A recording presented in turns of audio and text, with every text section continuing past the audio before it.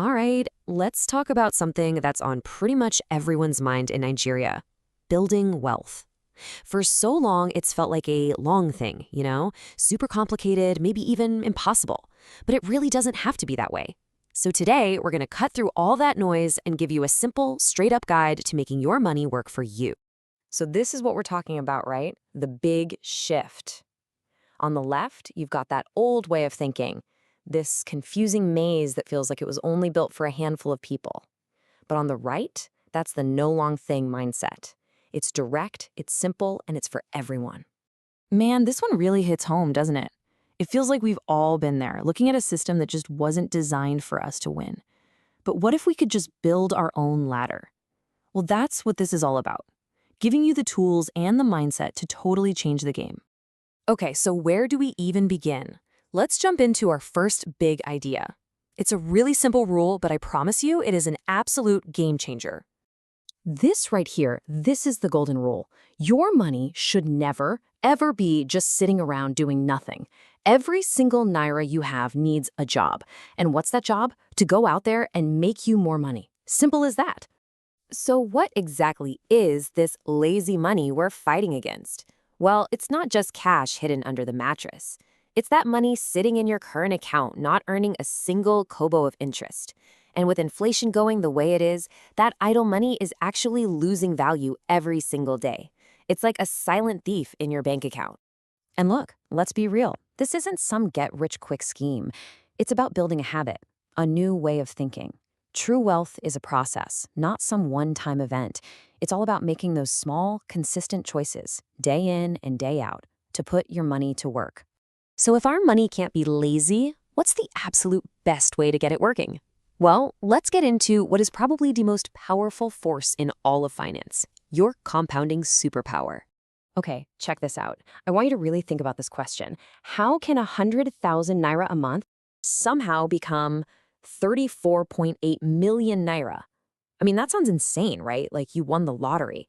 But it's not magic, it's just math. And here's the secret sauce: compounding. It's the magic of your money making babies, and then those babies grow up and make their own babies. It's a snowball effect that starts small, but over time grows into something massive. And look, this isn't some fantasy number I just pulled out of a hat. This is what happens when you invest 100,000 Naira every month, earning a 16% annual return for just 10 years. And frankly, 16% is pretty achievable when you look at things like fixed income investments. All of a sudden, it feels a lot more possible, doesn't it? All right, so now that we know about this incredible power of compounding, let's talk about a real dilemma every Nigerian investor faces. With the way the Naira is, where on earth should you put your money? This really lays out the classic choice, doesn't it? On one hand, you've got Naira investments that can give you these amazing high returns, sometimes over 25%. But you've also got that currency risk. On the other hand, you've got the dollar. Safer, more stable, for sure. But the returns? Way, way lower. It's the classic risk versus reward. But here's the thing, and this is super important. You don't have to pick just one. It's not an all or nothing game. The smartest move is to have a balanced portfolio. That way, you get a piece of those high Naira returns while still protecting yourself with some stable dollar assets. Okay, so we've covered making your money work for you. Now, let's flip the coin and talk about making other people's money work for you. Let's talk about debt.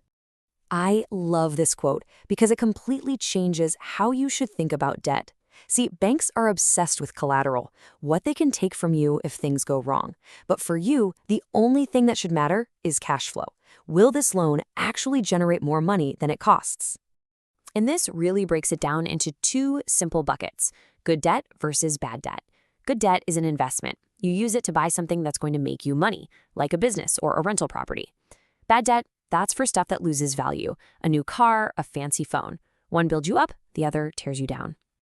And just in case you need a little more convincing to stay away from bad debt, check out this number: 48%. At that rate, you could literally pay for your car twice over by the time the loan is done. It's a trap, plain and simple.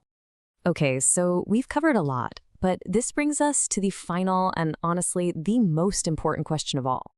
After everything we've talked about, what's the one thing you need more than anything else to build wealth? Because let me just bust a huge myth right now. It is not about how much cash you have in the bank today. You do not have to be rich to start building wealth. You just have to start. And the answer is right here. Your single most valuable asset is time. Time is the secret ingredient. It's the fuel for that compounding superpower. The more time your money has to work, the bigger it's going to grow. Just remember this.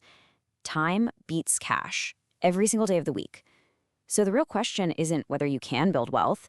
It's, what are you waiting for?